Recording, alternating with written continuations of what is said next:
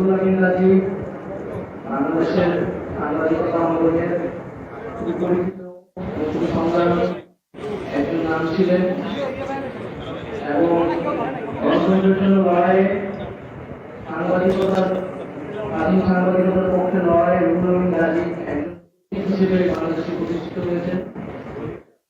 আমরা অন্তর্বর্তীকালীন সরকারের পক্ষ থেকে প্রকাশ করছি এবং তার পরিবার এবং তার সতীর্থদের প্রতি সমবেদনা নিয়ে কাজ করছি।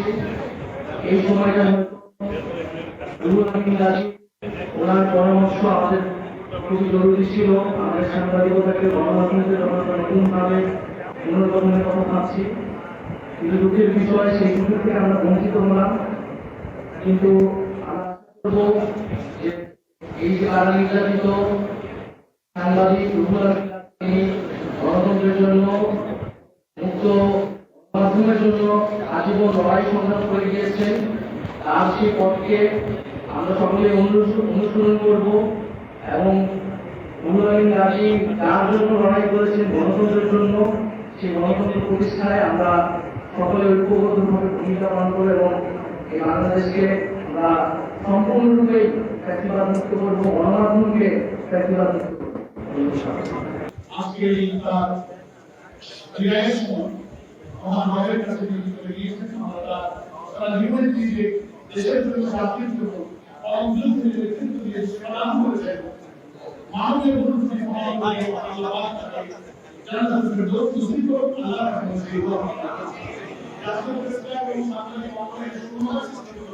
আমাদের আবেদন থাকবে সঙ্গী সাথী সাংবাদিকরা আছেন এই সুন্দর করে জাতি এই নতুন এক ঐক্যতার সময়েও এই জায়গায় সুন্দর করে যাতে প্রথম বাংলাদেশ নির্মাণে আমাদের কমিটমেন্ট করতে পারি। সকলের আহ্বান জানিয়ে আমি আরো আমাদের পরিবারগুলোকে জানি মাস্টার আপনাকে আমাদের জীবন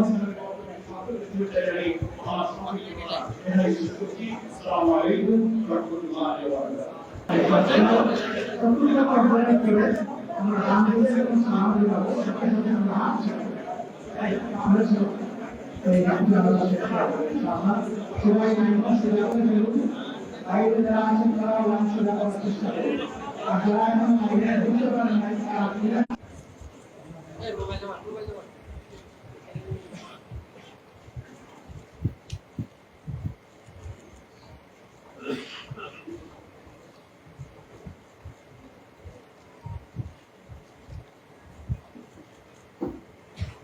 আল্লাহু আকবার।